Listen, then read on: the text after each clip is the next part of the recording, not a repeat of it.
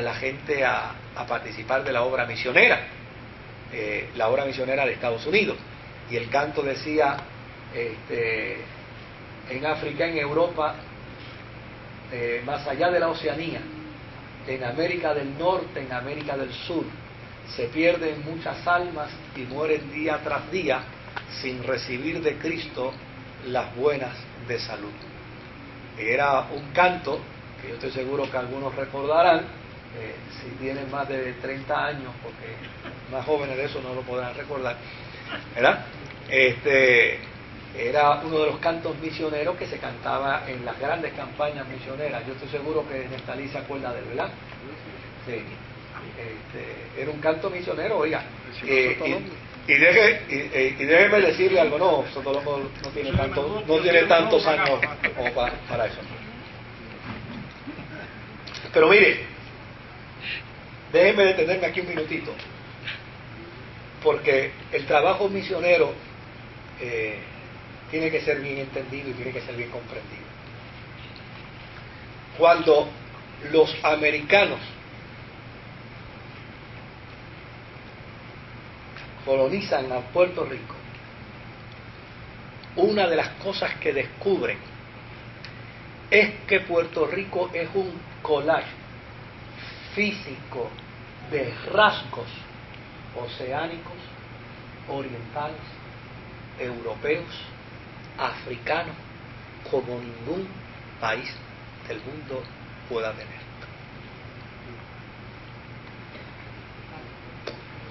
Usted se va para esa área de Yauco, oiga, y usted encuentra la cantidad de puertorriqueños con rasgos chinos. Y se mete en ese sur y usted encuentra la cantidad de puertorriqueños con rasgos europeos de franceses. Y con rasgos de orientales y de musulmanes. O sea, Puerto Rico es un collage. De hecho, aquí mismo yo estoy mirando y veo algunos europeos, pero veo algunos musulmanes, algunos orientales. O sea, nosotros somos un collage. Sí. Entonces es interesante porque entonces los movimientos protestantes vieron en Puerto Rico un semillero extraordinario para la obra misionera. Y de hecho, Puerto Rico fue punta de lanza en el siglo XX, a principios del siglo XX, Puerto Rico fue punta de lanza para la obra misionera.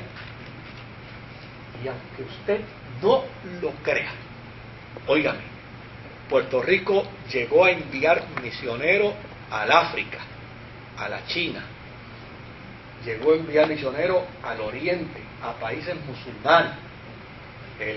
El único misionero que tuvo en un momento dado Turquía, que si llegan a saber que estaba allí, lo mandan al tercer cielo, era un puertorriqueño. O sea, Puerto Rico se convirtió en un semillero increíble, y la razón era que los americanos venían aquí y decían, oye, pero qué cosa extraordinaria, como está aquí el rostro de gente que muy bien pueden caer empáticos, tanto a orientales como a musulmanes, como a orientales, como a asiáticos, como a gente de Oceanía, por nuestros rasgos. Y desde luego, yo no sé cuántos de ustedes han estado o estuvieron en convenciones misioneras en Puerto Rico, pero los movimientos, amén de ser movimientos muy espirituales, eran muy emocionales, muy emotivos.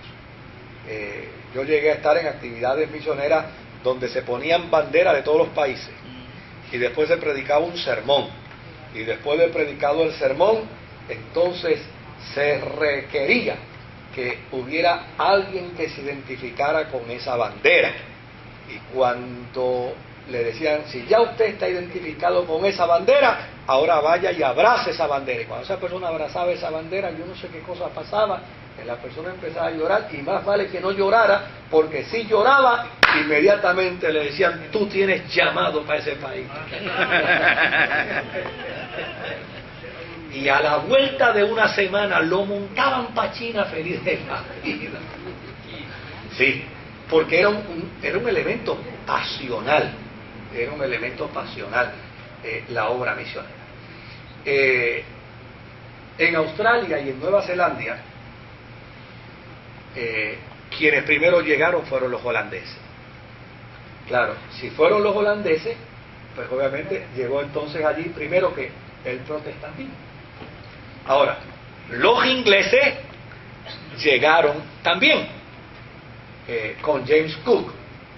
Así que James es quien empieza a traer la información que entusiasma a Inglaterra, a Gran Bretaña, que ya esencialmente no tenía interés en Australia.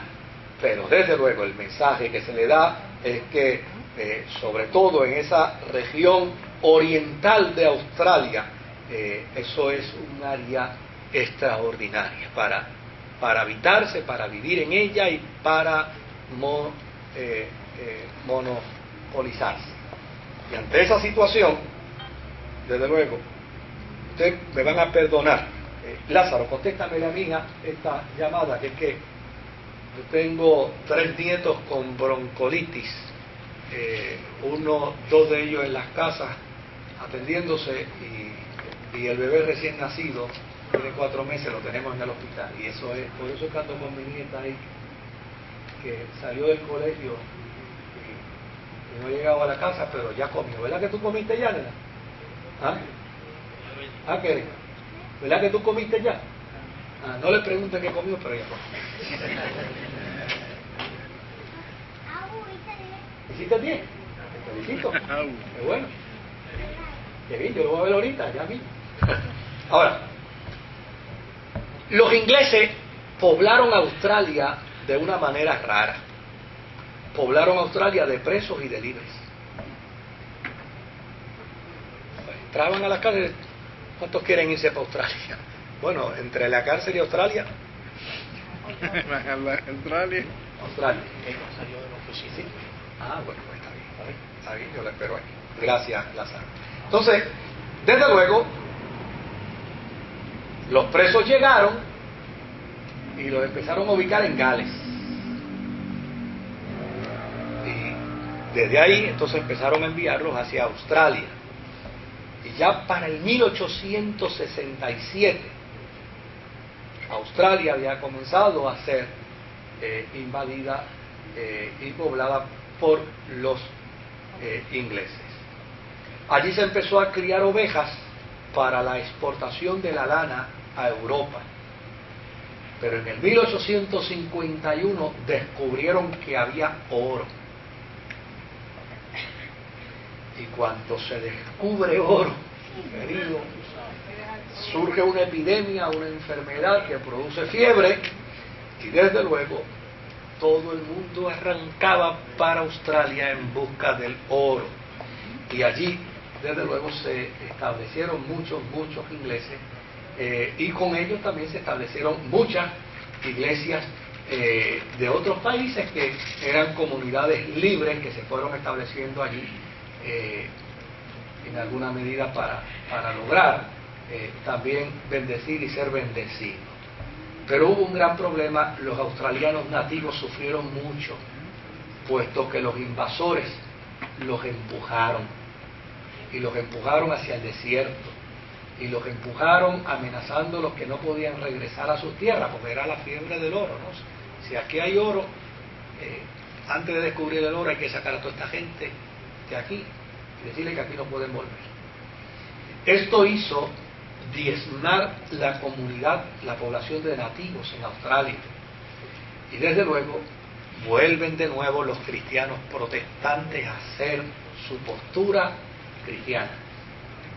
Empiezan a protestar, empiezan a manifestarse en contra de la opresión de sus conciudadanos ingleses, y finalmente, a principios del siglo XX, bastante tarde, ¿no? Al principio del siglo XX, Inglaterra empieza a frenar los atropellos y los abusos de estos conciudadanos ingleses que se están introduciendo tanto en Australia como en Nueva Zelanda. Claro, en Nueva Zelanda hay algo distinto. En Nueva Zelanda los que llegan primero son los holandeses, antes que los ingleses. También se abusó de la población, porque no están todos los que son, ni son todos los que están, ¿no? Se abusó mucho de la población, pero en el 1814 un individuo llamado Samuel Marsden organizó la obra misionera con los maoríes, que eran los nativos de Nueva Zelanda. Y desde luego, él se dedicó a instruirlos a ellos para que ellos a su vez evangelizaran a sus nativos. Así que para el 1840, Nueva Zelanda, que pertenece a los británicos, obviamente goza de un privilegio extraordinario, y es que Nueva Zelanda se apodera en el 1840, pero ya en el 1842 nombraron a un nativo obispo anglicano, 2 años después, gracias precisamente a Samuel Marsden, que se encargó de educar a los maoríes nativos y a enseñarles la fe cristiana. Imagínense, él lo hizo en el 1814. En el 1840 se apropia Inglaterra de Nueva Zelanda, y en el 1842 ya hay un obispo anglicano nativo dirigiendo los destinos de la fe protestante en Nueva Zelanda. Oiga, estos son los datos que a veces dentro del marco de la historia se esconden para hacer prejuicio contra los cristianos. Desde luego, los cristianos no pudieron detener el colonialismo. Los cristianos no pudieron detener los abusos. Pero querido, si no hubieran estado los misioneros cristianos, muchas de estas naciones hubieran perdido por completo a sus nativos. Lo que nos pasó a nosotros. O sea, sí, se cometieron errores,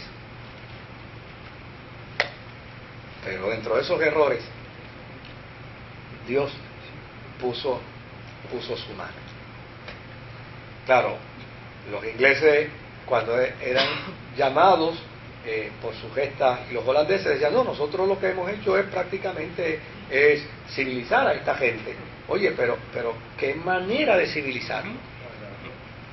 Prácticamente devastaron a sus habitantes en sus propias tierras. Estos actos de injusticia provocaron dos rebeliones